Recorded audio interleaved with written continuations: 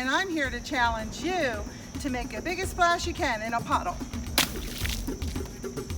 Butterflies use puddles as a water source. You can often find them lined up on the edges of a big one. Humans use them to jump and splash. Puddles can stay a few days or evaporate quickly, so go outside and find one quick before they disappear.